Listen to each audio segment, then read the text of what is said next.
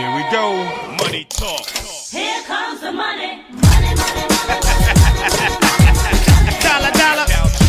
Because you know my life motto is, if you're not hard, you're soft. Talking money, then you're talking no matter. Ching, ching, bling, bling, patent pockets. Stuff going on after that body part, putting sympathy on Austin. Here comes the new kid on the block. Hold on your bets, here's where the buck stops. See, first of all, I'm stepping out on my own.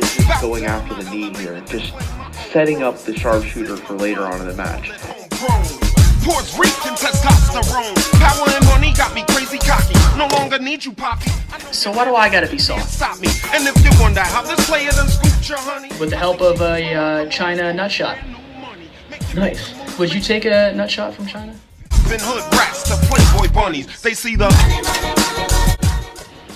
You know what a great accomplishment these guys probably think when, Dave Meltzer will say, you're a great wrestler. Here comes the money. Money, money, money. These men in a very dangerous, precarious situation and position here, being on the exposed concrete floor, right in front of the King of the Ring set. Oh, good God Almighty! Shane McMahon thrown with a suplex upside down. Stop. See, first of all, I'm stepping out on my own. About time I elevated the.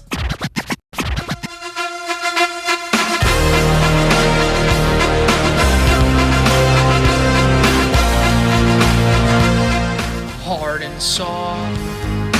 Hard and soft. Hard and soft. Hard and soft. Hard and soft. Hard and soft. Hard and soft. Hard and soft. Here we go with the next episode of the Hard and Soft Pro-Wrestling Podcast. Right here. Oh, I think Kurt Angle now just needs to bring Shane back to the ring and beat him. Oh, not again. Oh my God. Right through that glass. What is going on, Hard and Soft listeners? This is Randall Always Soft Pacioli reporting here live from the Always Soft Studios. I'm here with my co-host, Chris Always Hard Harding. What's going on, Chris? How are you? Good evening, everybody listening. And, I got to just start this off with my life motto because, if you're not hard, you're soft. And that's why you're listening to this podcast, the Hard and Soft Pro-Wrestling Podcast. And we're here to bring you another great episode. This is our third episode, so I thank everybody for listening and being here with us on this journey. We're only going to keep going. Tonight, we're going to go over a great match. So it's Kurt Angle versus Shane McMahon at the King of the Ring 2001. All right, I'm not going to go too much into it right now because we got a bunch of notes here that we're going to go over. We're going to get into a couple notes on the biographies leading up to this match, kind of Kurt Angle, some of his accomplishments coming up, and also Shane McMahon as well. So, me and Randall are going to get into that. I do have two fan questions from the last episode. Oh, of course you do. Yeah, I'm going to start it off right here with James, the real doo-doo trucker. And he wanted to confirm the super kick count from the last episode because we did have that over and under. And, I just want to let him know that there was only one super kick, and it was with a chair. The second attempt was actually blocked, but used during the finish in the match. So, I just wanted to let him know that. So thanks for sending that question in. What was his name? James? James, trucker driver. James, the real doo-doo trucker. All right, James. Appreciate that. And yeah, man, you threw me a curveball, dude. You said over under 1, and it was 1. Yeah, only 1. I mean, today we would have had 15 maybe. So I had one more to go over before we get started in here.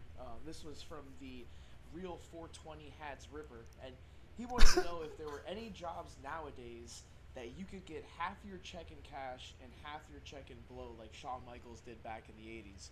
And I just wanted to let him know that I've been looking for one of those jobs, and I have not found it yet. So I'm sorry, Hats, the 420 Ripper. But, no. Oh, great questions, man. Thank you to our fans for rolling out some good questions. I hope they keep rolling out for us. Thanks for following along. Yeah, so Randall, I'm just happy to be here another night watching another great wrestling program tonight with you. Tonight we're only covering one match, like I said, but I'd like to just start off by going over the match card from the whole event of the King of the Ring 2001. So I'm just going to start off right now, Randall, if you don't mind.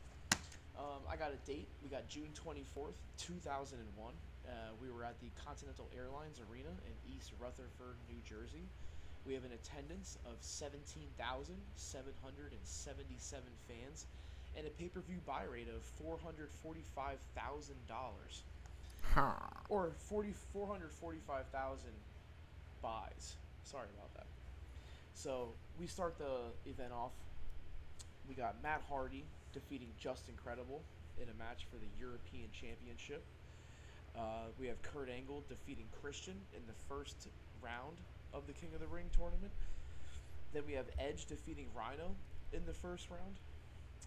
Edge defeating Rhino got 2.5 stars from Dave Meltzer, and I know that Edge and Rhino went home to the hotel that night, and we're waiting for Dave Meltzer to get that star rating in for them. Next, we had the Dudley Boys defeating Kane and Spike Dudley. We had a 2.25 star rating for that, and that was actually for the Tag Team Championship, and the Dudley Boys defeated Kane and Spike Dudley. Next, we had Edge defeating Kurt Angle in the next round of the King of the Ring tournament, and that was due to Shane McMahon coming down and letting Kurt Angle get distracted and Edge getting the win. Yep. Next, we had Jeff Hardy defeating X-Pac, and that was a 2.25 stars. That was for the Light Heavyweight Championship.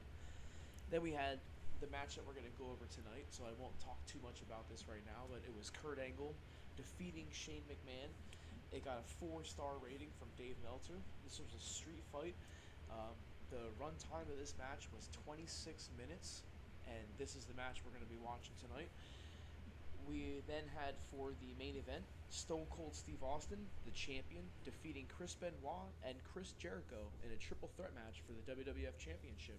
And that got 3.75 stars from Dave Meltzer there. Do you think Stone Cold went home and looked at the star ratings? Well, goddamn, son. 3.75 stars. I did better than that. Oh, God, I need to get a couple beers in me, get a better rating for next week. So if everyone is able to or wants to do the watch along with us, we are at 1 hour, 39 minutes, and 3 seconds of King of the Ring 2001, which is Season 9, Episode 1 in the King of the Ring series. So if everyone wants to now, pull your Peacock out and hit that time slot. Excuse me while I whip this out. We are, again, 1 hour, 39 minutes, and 3 seconds. Yeah, dude, I mean, this was, your pick for this episode's watch-along, and I couldn't be more excited for it because this is one of my all-time favorite matches. It's hilarious. We have a little sister, too, and as I'm, she's growing up, I'm trying to, be a terrible influence and get her to watch professional wrestling with us. And this is a match that I show her. And when I'm, we're sitting there watching this, I'm just looking at her face. She is in total awe of what she's watching. And it's just the pure, obvious pain that these two performers are going throughout this match, which, I don't think me and you will ever say that we want to watch pain and we want to watch guys get hurt. But that's what makes this match so memorable and so good, because it is so real. So, good pick, man. Yeah. I mean, if you want some pure violence, and Kurt Angle actually said that this is the most violent match that he's ever had. So, if you want a good match to go back and look at some extreme moments in WWF history, WWE history, this is definitely one of them. Yeah. And we'll go into kind of the lead-up and the storyline, leading up to the King of the Ring pay-per-view, and then the story between Shane and Kurt. But like you said, Kurt doesn't consider himself obviously a gimmick guy. He's more of a technical wrestler. But he is super proud of this because of how it was one of his favorite matches of his career. And, you know, if you watch this, you can see why. And then on the flip side, Shane McMahon is becoming an in-ring performer here and there. You know, he wrestles at WrestleMania, I believe 15 before this, wins the European title. And what he wants to really do, I've heard some shoot interviews with him, he really wants to win the respect of the locker room, right? Win the respect of the boys. You know, he is the boss's kid, but look, man, he's still a bad motherfucker, and he wants to go out there and show it. And, I mean, good Lord, man. We're going to hit play on this thing in a minute, but he fucking accomplished that. Yeah, he sure did. And after this match, he did a lot more to cement his legacy, you know? So one day you're looking at Shane McMahon, a WWE Hall of Famer. Yeah.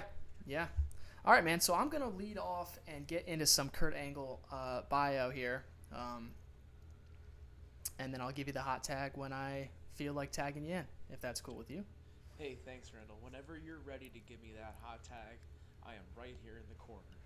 All right, well, I'm right here in the Soft Studios, baby. So here we go. Kurt Stephen Angle was born December 9th, 1968 in the Pittsburgh suburbs of Mount Lebanon Township in PA.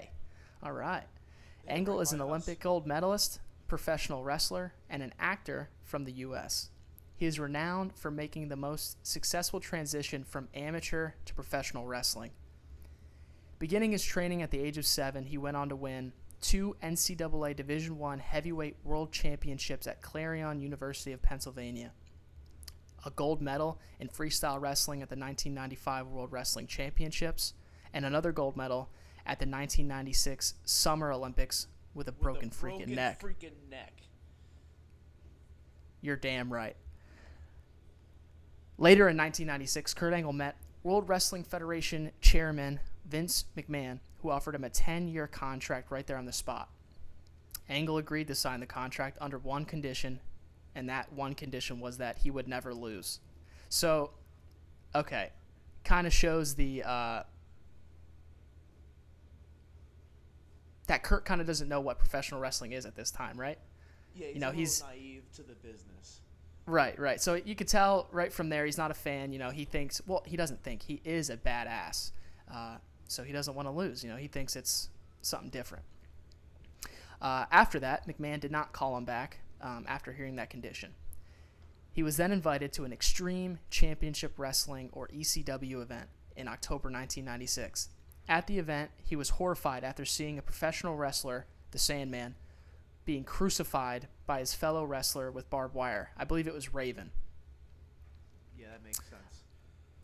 Eventually, he found his way back into the WWF, and in 1998, he made his first in-ring appearance on the professional wrestling circuit. Kurt then signed an 8-year contract with the WWF. Angle made his official WWF in-ring debut in November of 1999 in a match against Shawn Stasiak at the 1999 Survivor Series.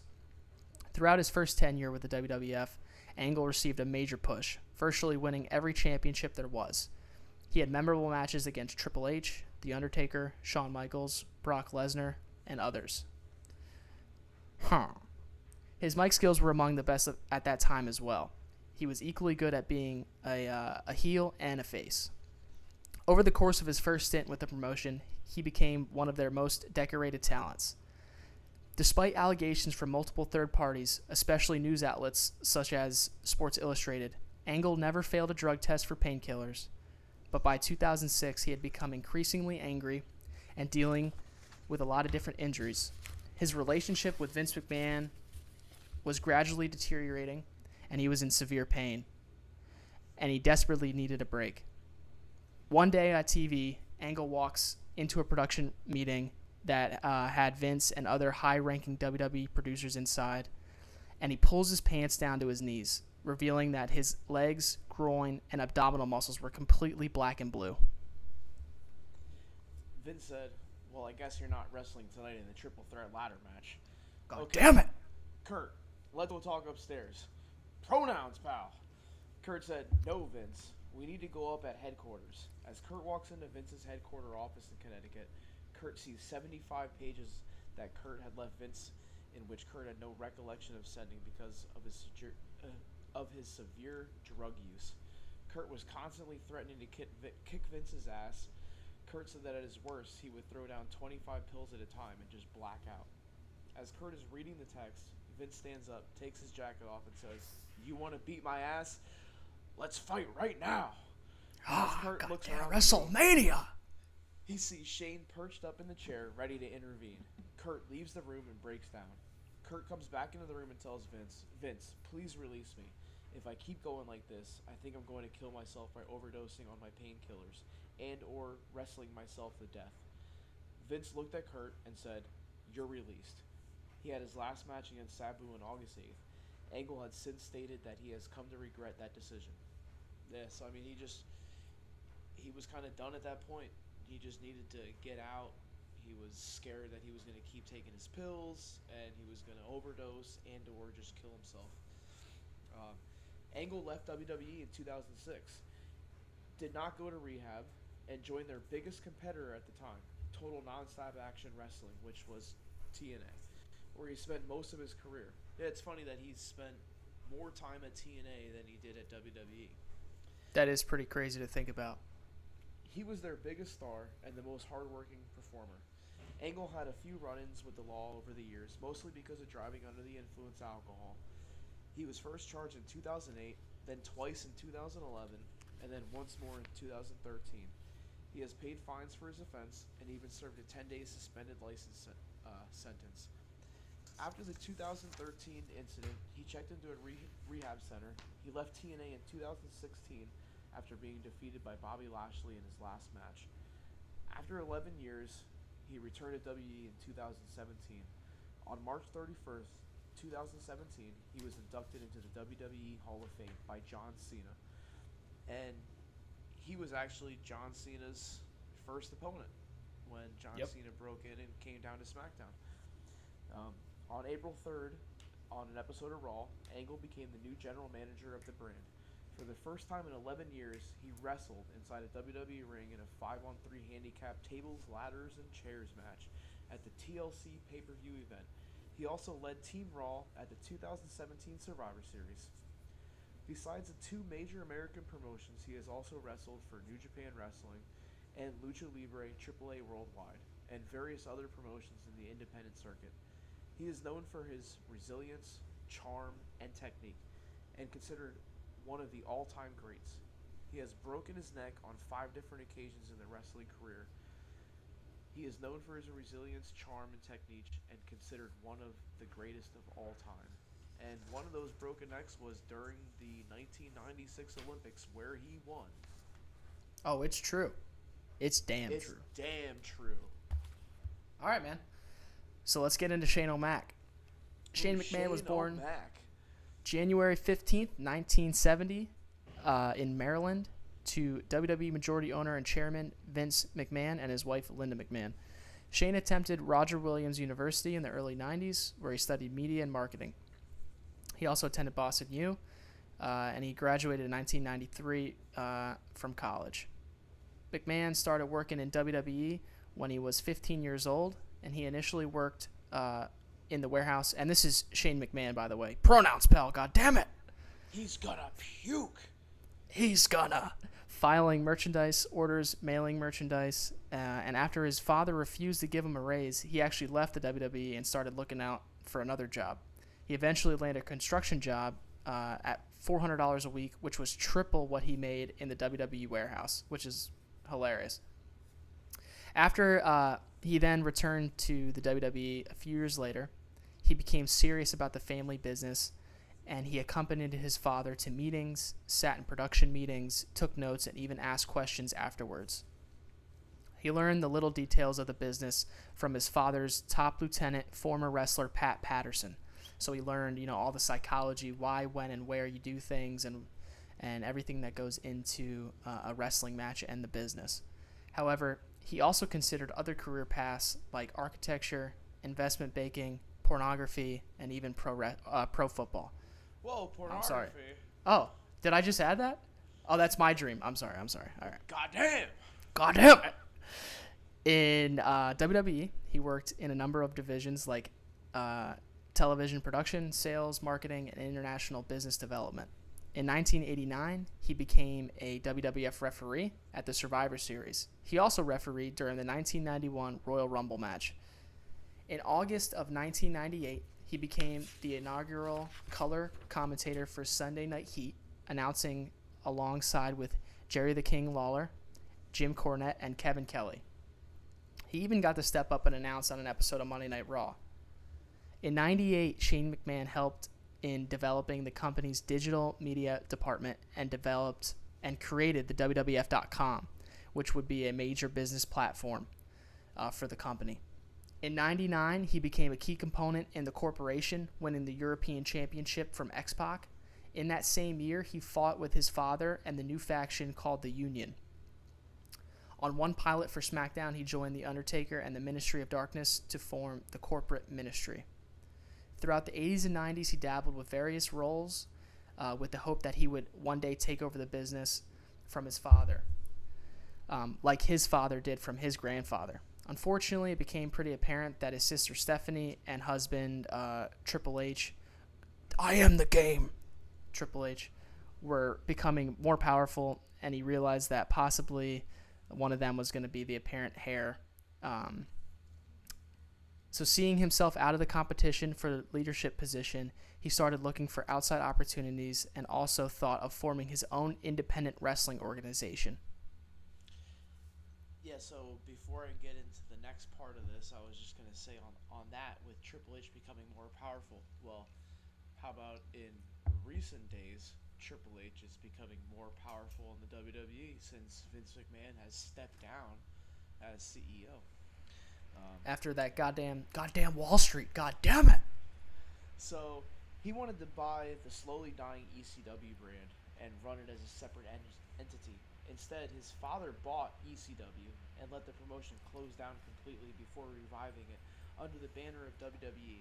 And when they did that, it was horrible. While Shane wanted to run ECW as an independent entity, his father made ECW a third WWE brand. Shane also tried to convince his father to buy UFC back in the early 2000s and Pride, a Japanese mixed martial arts promotion company. In 2001, Shane feuded with his father once again, defeating him at WrestleMania 17. As a businessman, his crowning moment came in March of 2001 when he purchased longtime rival WCW, ending the Monday Night War that was on throughout the 1990s. And that was an awesome moment when they did that back and forth. You were switching from WWE to WCW, and it was great when Shane came out and said that, you know, a McMahon's name is on this, but it's Shane McMahon. Yeah, so, great moment, very memorable. So that's a little bio of, you know, Shane McMahon kind of getting into the business and everything like that. And, you know, as of today, you know, there's plenty of contributions that Shane has made to the business. So a couple notes on this match before we get into it. On Raw's War of May 21st, 2001, Kurt Angle comes out to the ring to have an award ceremony for winning his Olympic gold medals.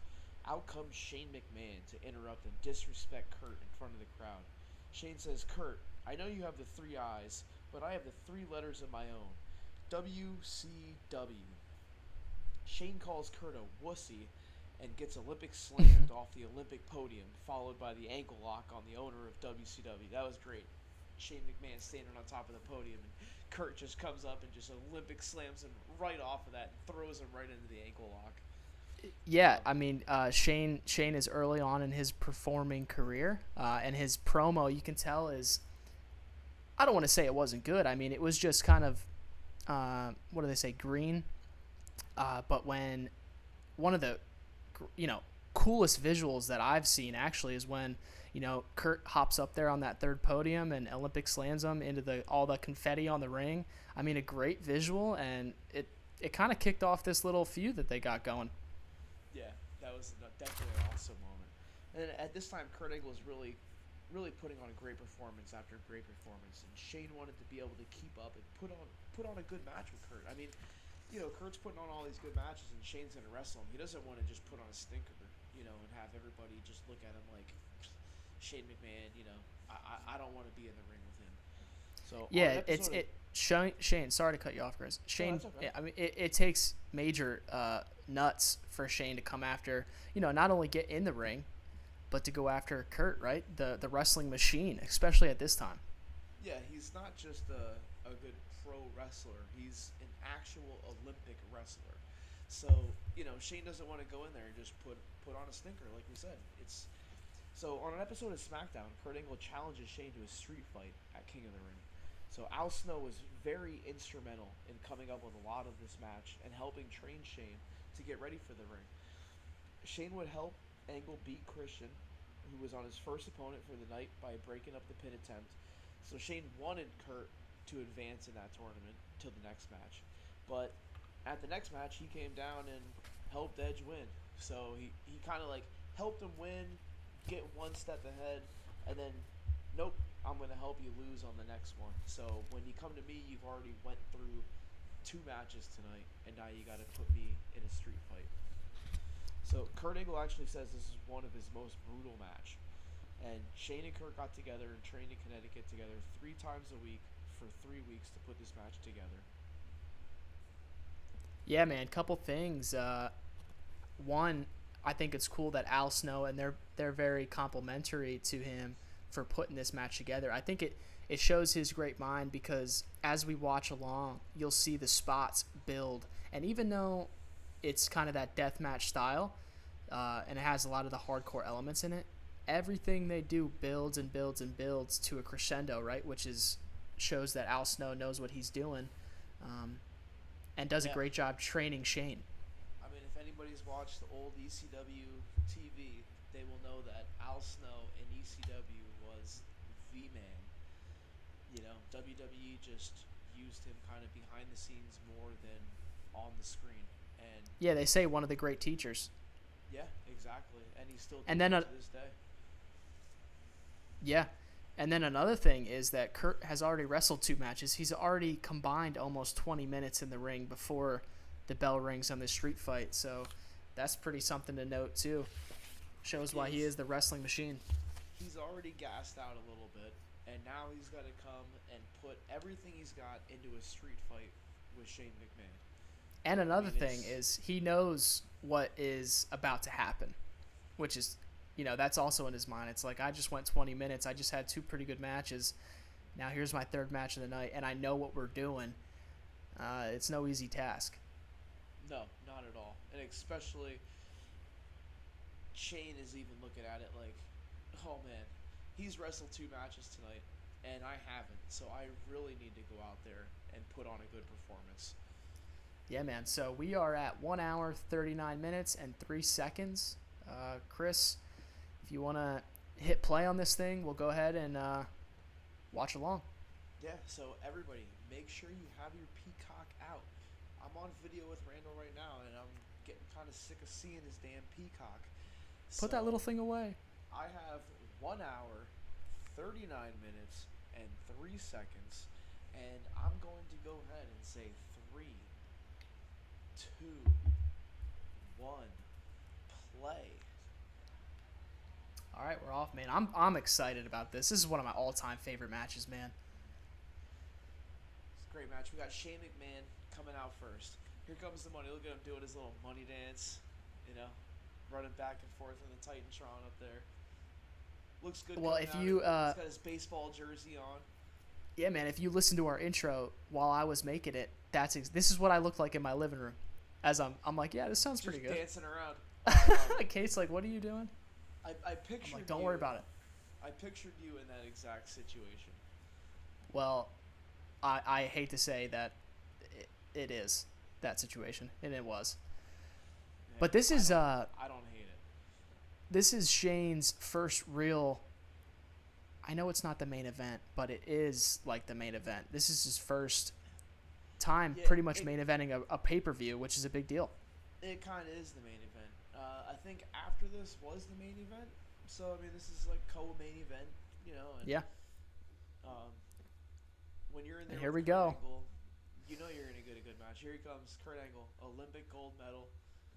He's not messing around. He's already been through 2 matches tonight. He's pissed off at Shane McMahon for coming down and ruining his chance with Edge. I think Edge actually goes on to win the King of the Ring this year. In the finals. Kurt showing great intensity, already kind of getting that storytelling going that this is going to be a brawl. And here we go. Actually, big double leg. The match between Edge and Kurt Angle was for the King of the Ring. Oh, so Edge won it there. So Yeah, Shane really cost him. So Shane really did cost him. So right here they're going for basic wrestling, and I know that in the beginning of this match, Shane McMahon did throw an elbow that busted Kurt's eye open. And Kurt Yeah, I believe was it's when pissed off about that in the middle of the match. it'll be when Shane catches or Kurt catches Shane's leg or something like that. You'll see it here in a minute. Yeah, it's not too far into the match, and he busts him open, and Kurt's legitimately pissed off. And Shane McMahon's on the outside of the ring. He sees Kurt, how pissed off he is, and he gets on all fours and wants Shane to come in and do an actual Olympic wrestling match with him. Great spear.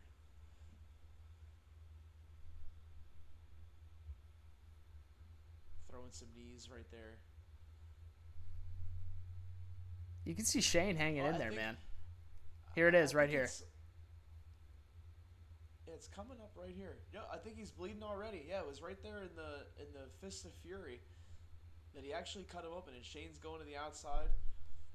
And right here, Kurt. Shane gets on top, does the double smacks on the head, and now look at this face by Kurt. Look at him. Oh, he's pissed. It almost And looks look at like Shane. knows. Yeah, Yeah, almost yeah. looks like Shane knows. Like, oh shit. Oh boy. I think I might have messed up right here. Kurt Angle now down on all fours.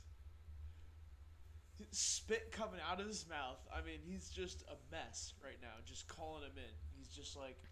Well, it's interesting too. in Listening to him talk about this match, nowadays he says that he was like pretty bad concussed earlier in the night, so he doesn't like fully remember this happening, which is just a crazy aspect of their life that they go through every day. Here we go, Shane going down. Kurt's getting some retribution here with some big clubbing forearms to the back of Shane McMahon. I bet you a couple of those were stiff. Throwing him around with some suplexes. Yeah, so Shane McMahon legitimately busted Kurt Angle open with a stiff punch in the eye during the match. And Angle, who had to get 6 stitches on the wound, was upset with Shane McMahon and even made his frustrations known during the match. And I think that's a little bit unplanned action right there. And actually, a quote with Conrad. This is a quote from Conrad Thompson's podcast with Kurt Angle, and they actually went back and watched this match. And he says, it's coming up here soon. Shane ends up grabbing my leg and giving me a punch in the eye and gave me 6 stitches. I got pissed. I don't remember because of my concussion, but he told me about it a week later that I was really mad and kept saying, look what you did to my face, you son of a bitch. Well, look, Conrad is Conrad, and but he doesn't do his podcast out of the Hard&Soft studios, just saying. No, this is the Always Hard Studios, and we're coming to you live.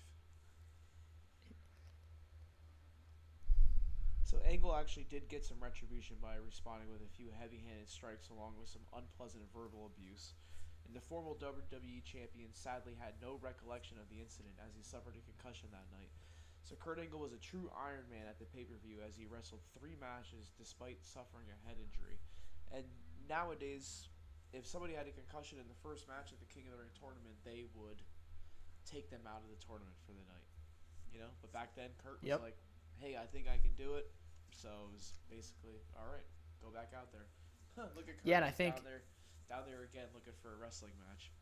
Yep, and Shane's going to tell a pretty good story here. He's going to, how do you try and actually go on the offensive against Kurt Angle? You probably shouldn't get down there. Let's try to outsmart him. I believe you'll see he kind of coming over with some fakes him punches. out, bang, right to the belly. Nice. I think the story here is pretty good. It's interesting, man. It's the the son of the boss, the son of the rich kid that had the silver spoon in his mouth, coming out, interrupting the gold medal ceremony. And now it's Kurt trying to get some retribution after Shane also cost him the King of the Ring. And now it's Kurt really putting a beating on Shane, and it's up to Shane to hang in there. And as you see throughout this match, Shane does hang in, and it becomes very competitive. Here we go. Kurt's to the outside, and I don't believe they're going to waste too much time going to the gimmicks. No, he's actually doing a good job hanging in there with Kurt Angle, who's an Olympic gold medalist. And, I mean, Shane McMahon hasn't had formal training in the wrestling business. Oh, running around the ring, chasing him. That was pretty good. Jumps up on the guardrail and jumps down and just... Oh, that's pretty stiff, huh? But hits takes great athleticism for a guy to be able to do that. I mean, obviously no rebound off that guardrail. Now look at this. Sassafras. Watch out, JR. Oh, my God, King. Got Paul Heyman and JR. Bang, nice. Good spot. What do you think about JR and Paul Heyman as a duo on commentary? You know what? I actually like it because they kind of play off each other. You have the whole dynamic of Paul Heyman kind of being the underground jerk and, screw WWE. And then you have JR, which is the good old boy, down south, sassafras, barbecue sauce. And it's great. I love it. Oh, it's got the Singapore cane right here. Oh, some brutal Thank you, shots. sir. May I have another? Oh, Big he's shots to getting the another. back. Shout out Right to in front of the crowd Sandman. there. Yeah, man, we've met him a couple times, and we actually have Singapore canes right from the Sandman's hands, which was my coolest collection that I have, part of my collection or whatever. Yeah, shout out to the Sandman. Exactly why I say shout out to the Sandman. A great guy, Oh, His Kurt cane is Angle's- hard. Always. Always. And some people say, why is Chris hard and why is Randall soft? Well, I mean, if you don't know that by now, then I don't even know why you're asking that question. Because I'm always hard. Yeah, it is what it is. You're always hard, and you always love Michael Cole. I love Michael Cole. Now, I hope you don't use that sound clip in your next intro. Oh, don't worry. You got Christmas presents coming this year. You're not going to get out of that, man. Don't worry about it. Shane and Kurt brawling here on the outside. Big Brawling arm on the drag into the outside. guardrail. This is awesome. Like I said, Shane McMahon is not a wrestler, and he's doing great things here, and he's put on a great match. I mean, I don't understand. A better match than some of the actual wrestlers on the card at this time. Yeah, I mean, Shane would go on to have some of the most memorable and death-defying bumps of all time. Yeah, we've all And seen everyone just describes him as like a fearless daredevil, man, just a wild man. And also, I know he's not no Olympic gold medalist like Kurt Angle, but a dude that can handle himself. I mean, he's super athletic, and ain't nobody messing with Shane O'Mac. Yeah, actually, while on the outside of this match, Kurt took a suplex and thought that he may have actually broken his tailbone. And he did actually crack the tailbone, which made the next spot extremely difficult and dangerous, Kurt said. So, I mean, during this match, he actually cracked his tailbone open while they were going up the ramp here. They're back in the ring right now, but it's the spot that I'm talking about is going to be coming up shortly. Look at Kurt just putting himself up here. Like, come on. Neck after bridging. All that he's been through so far this night, and he's still able to get enough gas to be able to neck bridge himself up on a pinfall.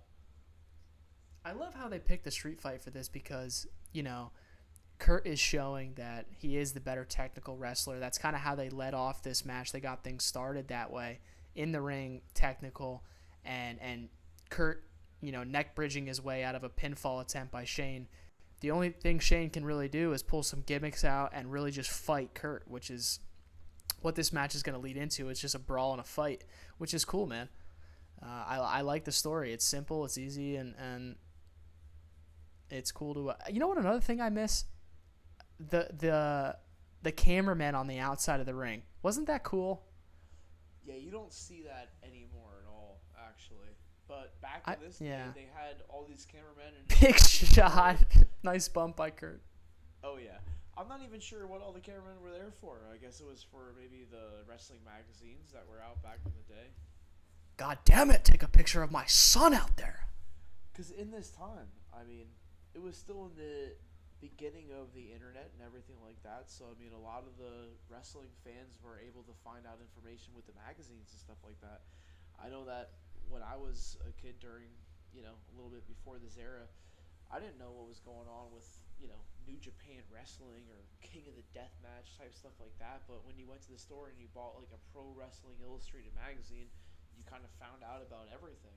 You were able to order tapes through these magazines and everything like that. And, nowadays you can just type it into YouTube and you can pretty much find anything. But, back then it wasn't as easy as that.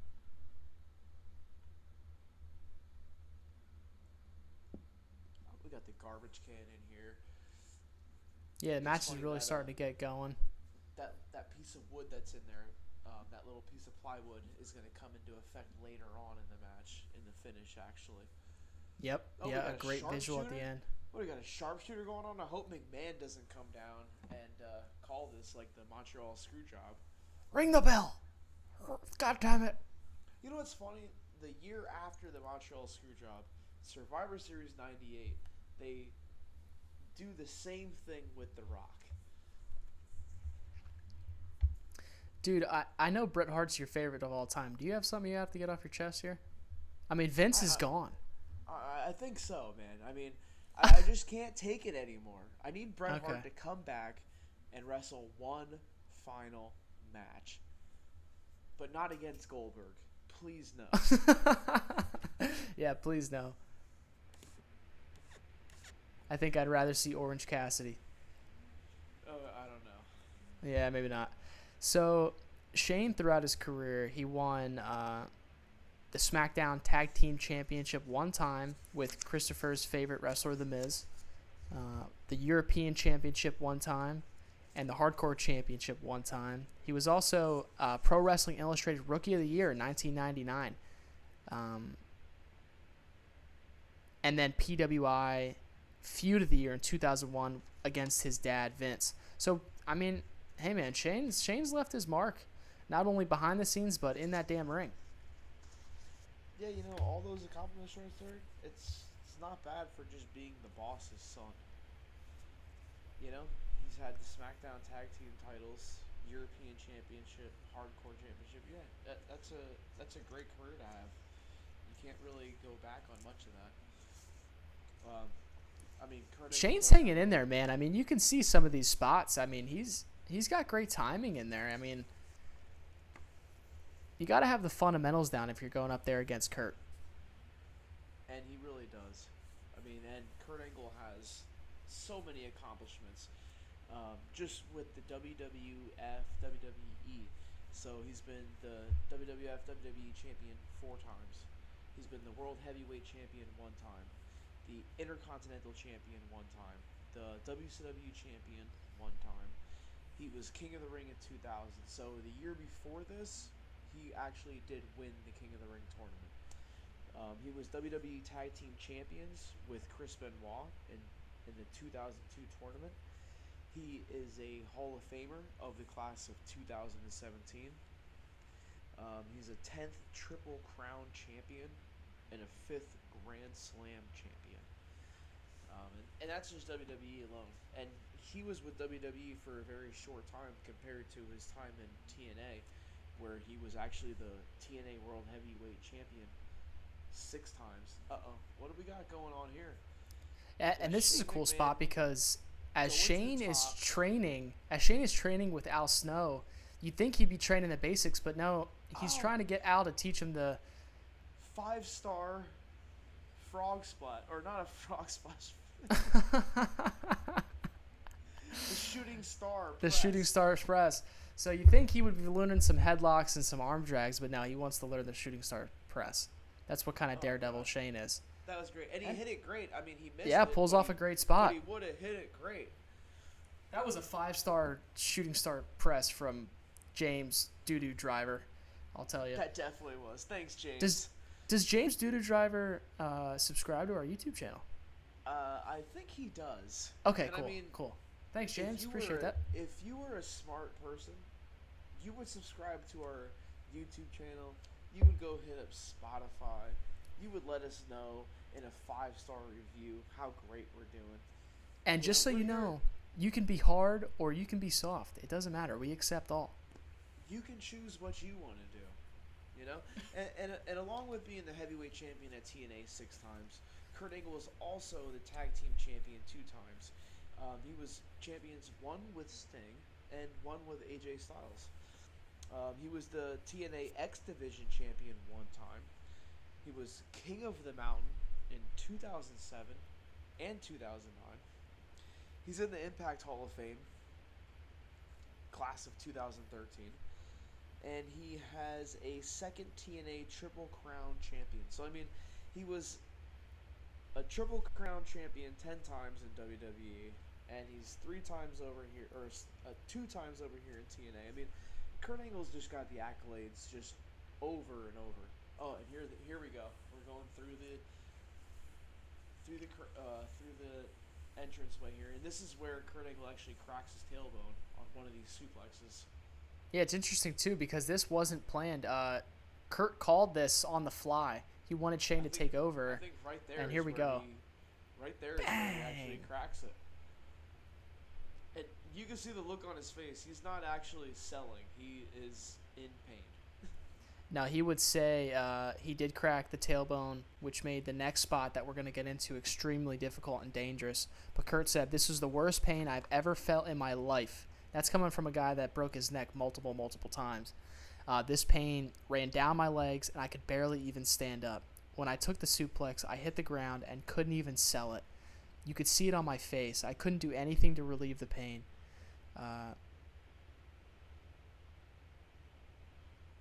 But yeah, also that, again, that was called as an audible by Kurt, right there in the moment. Right on the spot.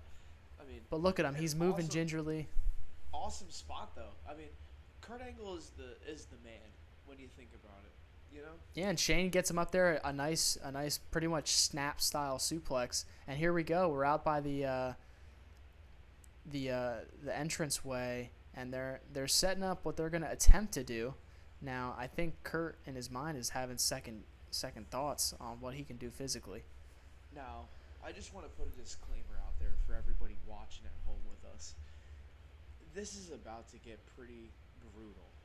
So, if you're very squeamish and you don't like to see things that may make your stomach upset, you may want to hit the pause button on this for a minute. But for all you hard fans out there, I think you want to keep going. Well, if you're not hard, you're soft. And I'll tell you what hit hard, and that was Shane's head off the concrete floor. And you can see Kurt looking back, trying to get a signal from the ref. Is he all right? I mean, God, if you're watching this with the volume, or if you're not and you're listening to us, go back and listen to that spot. And you can hear his head bounce. Oh, my God. Just put him through it. Jeez. I mean, one of the coolest spots in pro wrestling history. Right there. It's freaking awesome. But when you go back and you actually know, like, that was supposed to be tempered glass, and they were supposed to go right through it. But they actually strengthened up the glass that night because of all the pyro going off, and they didn't want the glass to shatter with the pyro. So where Kurt Angle's thinking that this is already, tempered glass, it's actually not. It's actually, like, reinforced. And now they put him through the first one, and they're being told right now, like, stop. Boom. Once. Doesn't go through. Look at the blood on the inside. Imagine being there live and seeing that spot. I mean, awe-inspiring. And the fans can't even see any of this right now. They're behind the glass. They're trying to put the effect of, putting Shane back to the crowd through the glass. But, one attempt, boom. Kurt Angle, cracked tailbone, picks him up, belly to belly. Oh my god. And Vince is in the back, screaming at the referee and screaming at Bruce to tell him to fucking stop it. End this shit, get him back in the ring, be done with it. You can see the ref. The ref is. He's trying. Oh, so he couldn't put him through it, so he puts him face first. God, look at the crowd. I mean, what a great shot, man. But you know who forced those spots to happen? It wasn't Kurt. It wasn't Mike Chioda, and it sure as shit wasn't Vince. It was Shane. It was Shane saying, "Come on, you pussy, let's go." He wanted him. Yeah, he did say that. Throw me through that thing.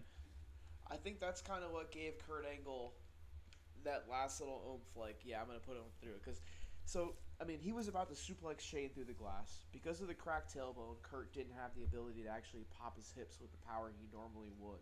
So, plus they didn't have the right breakaway glass like we were just talking about. And Kurt attempted to belly Shane through the sheet of glass, in which the glass does not break. Shane hits it, slides down. The crowd could not help but respond with, "Holy shit, holy shit." Kurt asked Shane to move on and skip the glass spot, but Shane says, "No, throw my ass through, do it again." Kurt recalled, and later on a podcast with Conrad, he actually says, "Shane's a crazy sumbitch." So they attempted the spot again, and Shane is sent actually through the glass, which is the God, look at Shane. Look at the glass all over section. Kurt. Oh, my God. Now, Kurt's bringing a little cart there so he can actually bring Shane to the ring. Which is, they would later say, completely improvised, and really the only way to get Shane back in there. Because look at Kurt. I mean, he really can't do much. He can barely carry him, So this is him like, okay, I'll put him on this little cart and I can roll him back to the ring. And it's funny because Mike Chioda could remember Vince yelling F-bombs at him while it's all going on. And he's trying to tell Kurt, stop trying. But after the match, Chioda asked Kurt, like, did you hear me yelling? And Kurt was like, oh, I don't hear well out of that side. Like, yeah. Okay. So, okay, Kurt. So they're basically asking for forgiveness instead of asking for permission at this point, And now with all these spots out of the way, I mean, look, these people are like, look at the front row there. Even the kids are like, they don't really know what they're seeing. They're like, we know this is kind of like the predetermined fake stuff, but these guys, this looks real, man. This is different. This match is completely different than anything that the WWF, regularly puts on. Goes for the cover. Shane still kicks out. Bruce Pritchard actually sums this match up when it's finished with 2 words. Thank God. Because he was glad it was over and both guys were okay, because he was getting the 10th degree from Vince McMahon at this time.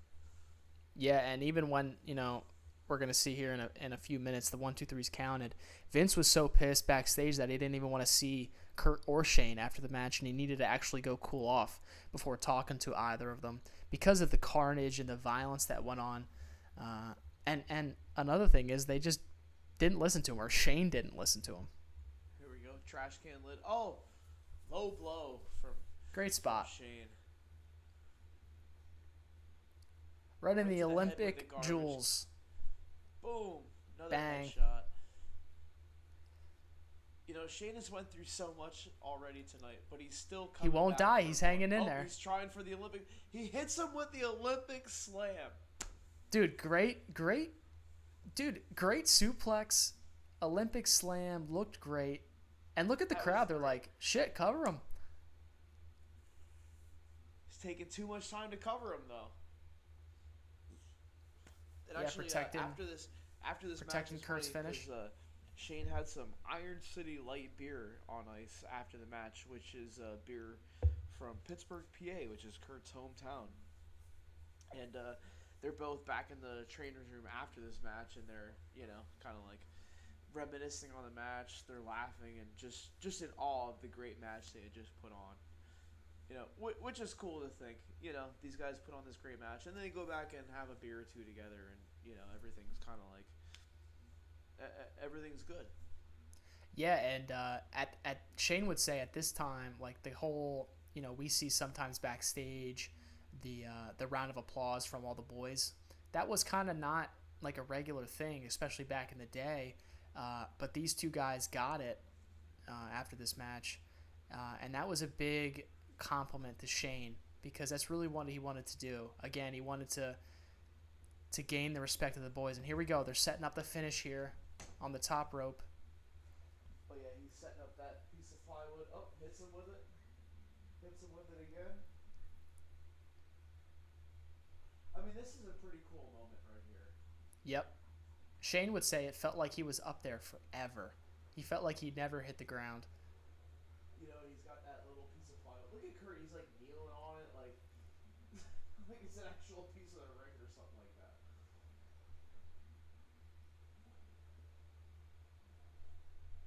You could see Mike Chioda kind of like Olympic slam holding off it. The top rope. God, all the flash bulbs going. The crowd pops big for it. Shane's covered in blood. After all the carnage that happened outside the ring, you got to be able to get it back in the ring somehow. Look at the crowd. Holy shit. Look at the front row. That's awesome. But you got to get it back in the ring somehow with a memorable finish, and that was awesome. Kurt, great drama. Chioda with the world championship count there. And mercifully, it's over. Never Olympic slam than that. He crawls over. Gets the victory. Crazy, crazy match. Kurt says that he's not a gimmick guy, but he's very happy he did this match to show that while he's a great technical wrestler, he can also go out there and have this type of a street fight match as well. There's been a lot of street fights in our day that we've watched, but this is one of the best ones for sure.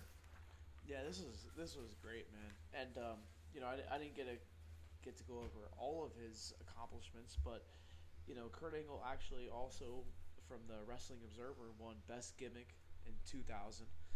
He won Best on Interviews in 2002, Best Technical Wrestler of 2002, Feud of the Year of 2003, and that was against Brock Lesnar. Match of the Year of 2002 with Chris Benoit versus Edge and Rey Mysterio. So it was Kurt Angle and Chris Benoit versus Edge and Rey Mysterio at New Mercy on October 20th. He was the most improved wrestler in the year of 2000. He was the most outstanding wrestler from 2001 to 2003. He was the reader's favorite wrestler 2002 and 2003. Wrestler of the Year 2002. Wrestler of the Decade 2000 through 2009. So, I mean, that's a 9-year award right there. And he was actually in the class of 2004 Wrestling Observer Hall of Fame. Yeah, Kurt is one of the greatest. One of the greatest athletes of all time in history of Earth as well. And look at Shane selling it well. And he's going to get a standing ovation from the crowd here. Oh, yeah. They love him. I mean, you put on a match like that for the crowd, and they don't care if you're Vince McMahon's son. If you go out and put on a match like that, the crowd's going to love you. Yeah, he's a made man here for sure. And really, I mean, this helped Kurt too. It didn't help his tailbone much, but it helped him as another great moment in his career, another notch in his belt, and he's a made man as well. And look at Shane here, taking a little time, soaking it in. Followed it. Uh-oh. Now we got Chris Jericho coming out. Hell, man. Great pick. That was a great match, man. I mean, I'm glad that we got to sit here and actually watch that whole match. Go over the whole, intro leading up to it, the bios of the guys. I mean, yeah. Like I said, I'm just glad to be here watching another episode of wrestling with my brother, Randall. Always Soft.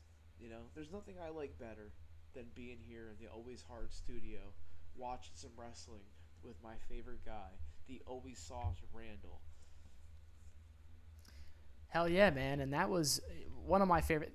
one of my favorite matches, but also just a fun-ass wrestling match to watch with all the crazy spots and two dudes that we love and have had great moments going on before and after that as well.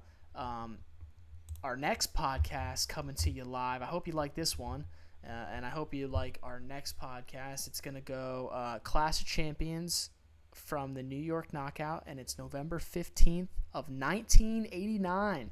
So Chris and I, we're throwing it back here, going way back in time. Great pick because you know what? July 31st is coming. Having a little get-together here for another Nature Boy performance, and we're going to flash it back. You got that right, man. We're going to flash it back here to 1989. It's Ric Flair versus Terry Funk in their I Quit match. And one cool thing about this, I've seen snippets of this match. I've never seen it start to finish, so I'm excited. Yeah, Randall, actually, I've never seen it start to finish either. So what we planned on doing is we're not going to watch it prior to the episode. We're just going to be watching it here for the first time in its full entirety, together with you, the fans, the Hard and Soft Nation. Yeah, we'll have to think about that. Hard and Soft Nation. We got, what is it, the WWE Universe, and we'll have to think about that. Yeah, I mean, I'm just glad that everybody's still here listening with us. This is only episode 3. We got a lot. Man. We got a lot to go here. And like Randall said, next week we're going to be doing the I Quit match between Terry Funk and the legend Ric Flair, who's got his last match coming up on Sunday. Yeah, man, two dudes that have had great moments and plenty of great matches that we've watched. But this one, like we said, we haven't watched it yet, so we're gonna sit down and let that thing roll, man. I'm pumped. Yeah, and we'll go back and do a little bit of the lead up to the match and everything like that, so everybody can get into it with us. But you know, I'm glad that everybody was here with us tonight. And Randall, you got anything else going on here? No, man, I'm happy we nailed that one and got that one rolling, and I'm excited for the next one, man. Thanks a lot, I appreciate it. Yeah, guys, thanks for listening. And you know, if you have any fan questions, send them on into us. Randall, do we have an email address that you can send fan questions to? Oh, Jesus, you're putting me on the spot. Hold on, one sec. While Randall's out there getting his peacock out, you know, I'd just like to thank you guys for being here. I know it's something about the hard and soft at gmail.com, something like that. But, you know, let Randall get in here and give you the exact. Let me pull out my hard and soft notebook here with the emblem on there. It is hardsoftpod@gmail.com. Yeah, send us emails. So if anybody send us has any dick pics, suggestions hard or soft, or it's up to questions- you. Whoa, easy What? there, Randall. Let's not What? get all the pics coming in here, you know what I mean? You're Well, gonna I gotta get a lot get of excited. Hard and soft pics coming in. I gotta get my shit in, pal. Sassafras. And on that note, I would just like to say, from Chris, always hard, if you're not hard, you're soft. All right, let's hit the go home button. Thanks, Chris. Later. Have a good one.